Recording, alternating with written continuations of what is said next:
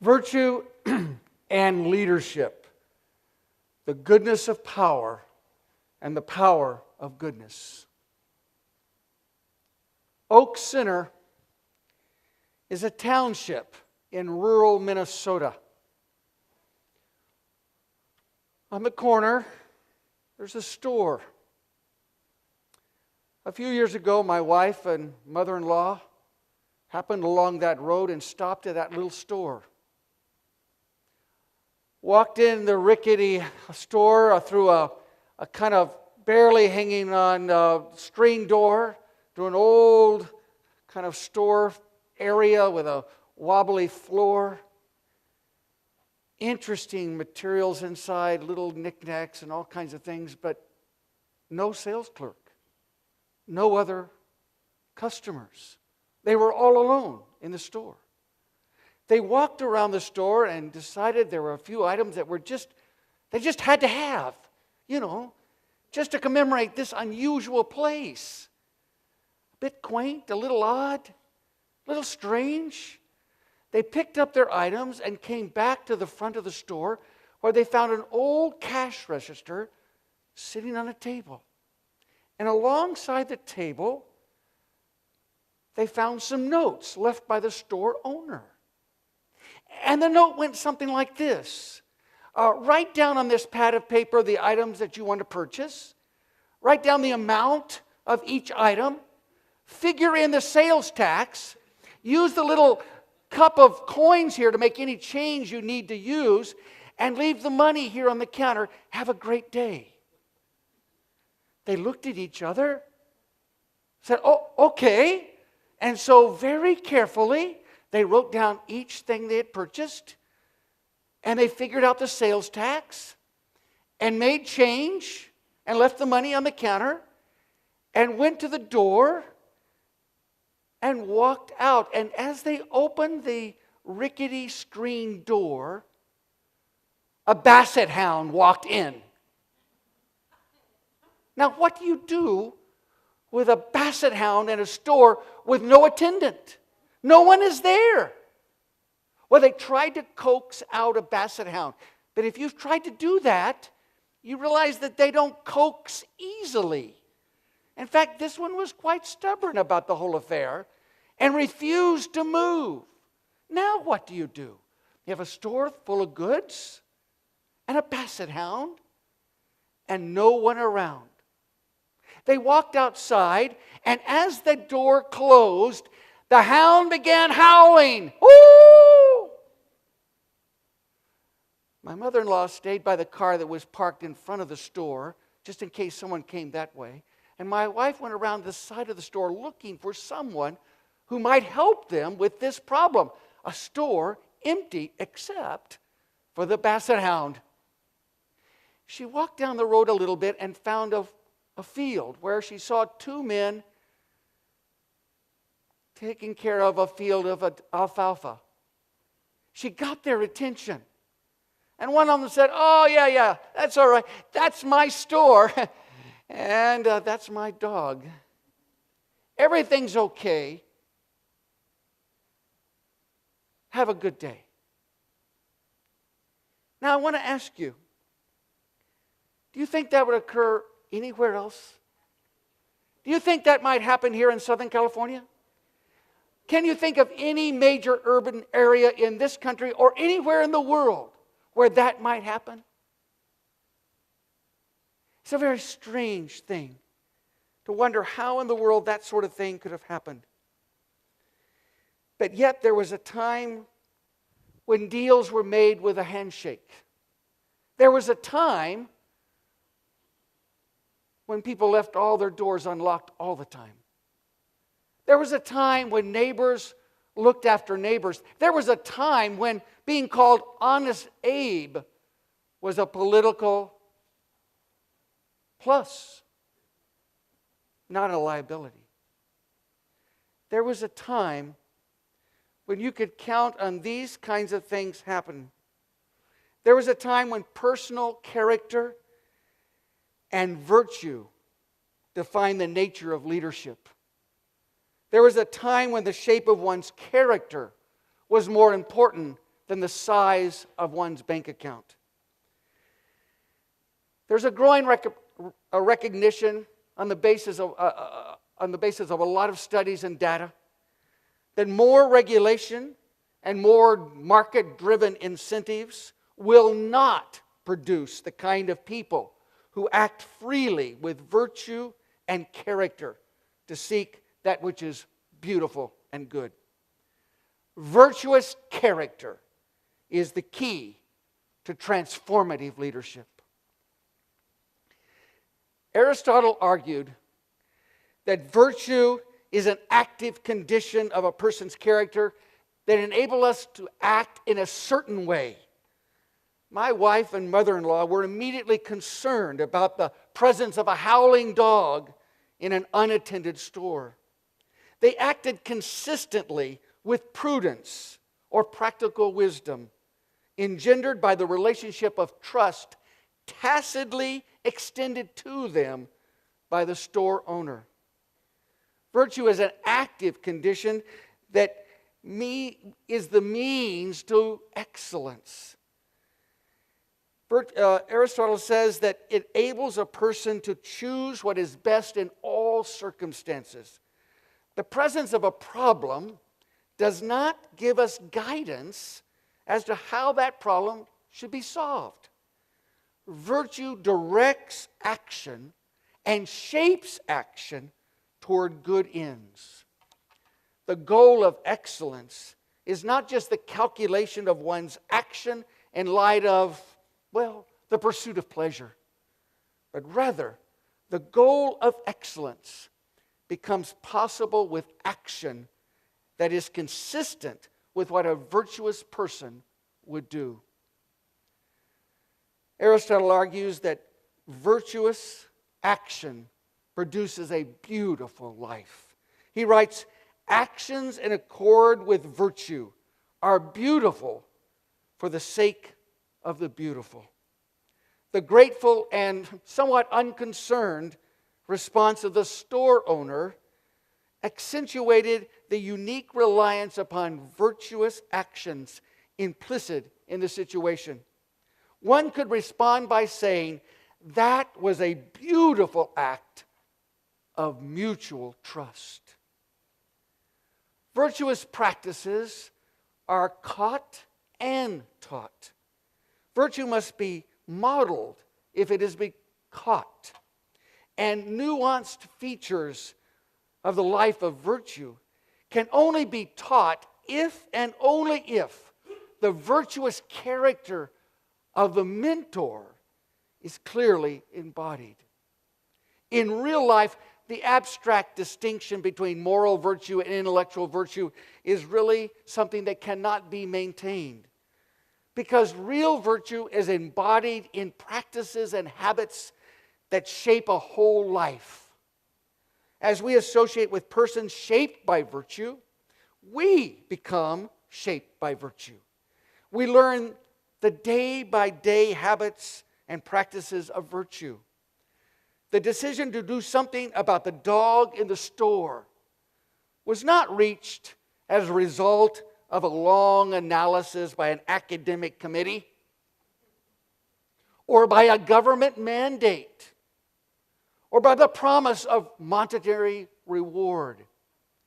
Their action reflected a lifetime cultivation of virtuous habits. The word integrity, a word we've used tonight in multiple ways, is a word that means whole, like an integer or a whole number. A leader of integrity practices the life of virtue in such a way that both doing and saying are the same, and both action and character are the same. This requires practical wisdom. Practical wisdom avoids extremes of all kinds. It guides us away from actions marked by excess and deficiency. Reactions to crisis, often driven by emotion or need or the pressures of the moment, often tempt us to choose rashly and not wisely. But virtuous practices are centered in practical wisdom. Promise keeping, generosity of spirit, courage, temperance, love, and other virtues are woven together in practical wisdom. Leadership demands virtue. A leader's character is disclosed in actions that lead toward the embodiment of goodness in the ordinary crises of life. Transformative leadership is able to understand the big picture in all its theoretical dimensions, and yet act virtuously in a crisis for the good of everyone. Aristotle argues that this kind of life leads to a beautiful life and a beautiful community. Repeatedly, Augustine argues that the life of virtue yields a life that is good and beautiful. Such a life makes situations better and shapes people, especially the deepest kinds of friends, in the habits of virtue. Virtuous friends and virtuous companions help shape us and challenge us to become better people. The highest forms of friendship produce relationships of excellence that alter and change communities. The beautiful is the good chosen for its own sake. It is good in and of itself. It is intrinsically good. It is not good because it does something. It's good because it is good. Communities shaped by virtuous people and their interlocking relationships seek the good. People who choose to learn the habits of virtue and live lives that seek the beautiful and the good are people who emerge as true leaders in community. H. Richard Niebuhr, in his insightful analysis of goodness and power, can help us reshape our understanding of the virtuous leader. Two pressing questions of our time are: is goodness powerful enough to change horrible situations toward the good? And secondly, is power ever used for good? Leadership that is committed to virtue understands, first of all, the power of goodness. A life shaped by virtue is a flourishing life. This kind of life is characterized by a steady focus on what is good and what is excellent in every area of life throughout a person's whole life. Such a life, and in such a life, we can begin to see the power of goodness at work in big and little decisions, in public and in private, in casual relationships and in the deep friendships of life. The contours of goodness begin to emerge. The goal is never fully reached in this life, yet the humble commitment to the good changes the circumstances of life like salt savors food and light overcomes darkness. But we also can begin to see the goodness of power. In the hands of a person shaped by virtue, power is transformed. It is no longer understood as coercive, but rather as enabling and ennobling. Power becomes not an end in itself, but rather a means to act consistently with the good. Even here, power is never free from the influence of selfish pride. The beckoning call of goodness, however, can still shape the use of power for good. Only power shaped and informed by the virtue of practical wisdom can elicit the trust needed for leadership to be healthy and productive. Character is essential. Character defines the leader. Character enables the call of the beautiful life and of goodness, of life and of goodness, to become embodied in trust-shaped communities. We live in a world of almost constant change. It's difficult to even manage the basic features of our own existence. Every day, the demand to serve the bottom line and the lure of coercive power and control troubles us, edges us, pushes us, shapes us. And the seductive whisper that says the end justifies the means raises the question of the character of leadership. This issue is paramount. What is a person to do?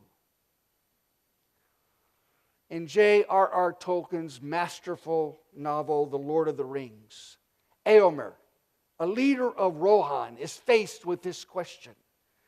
His troop of warriors have come upon 3 straggling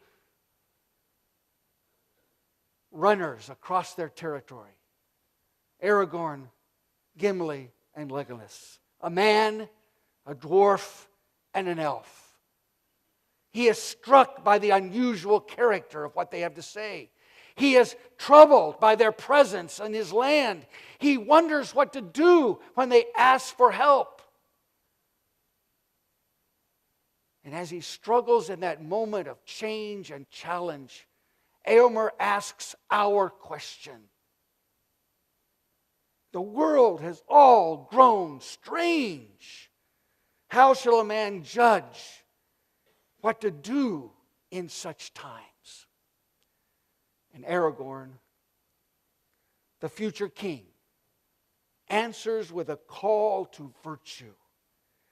As he ever has judged, good and ill have not changed since yesteryear, nor are they one thing among elves and dwarves, and another among men. It is a man's part to discern them, as much in the golden wood as in his own house. Wise leadership can help guide others along the path to the light of goodness.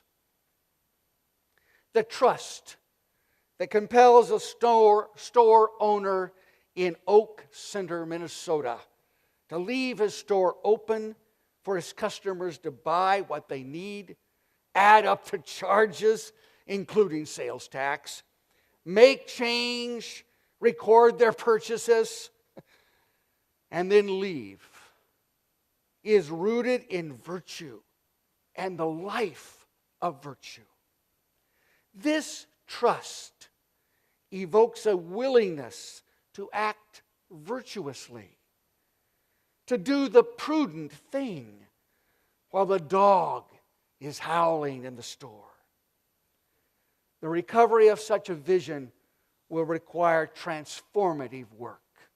We've seen some pictures of that kind of leadership tonight. People who saw a need and acted with prudence and virtue and made transformative change occur. Goodness must be understood as powerful, and power must be reshaped by goodness. Leaders shaped by virtue will act consistently with virtue to embody the excellence that leads to beautiful and good lives, beautiful and good organizations, and beautiful and good communities.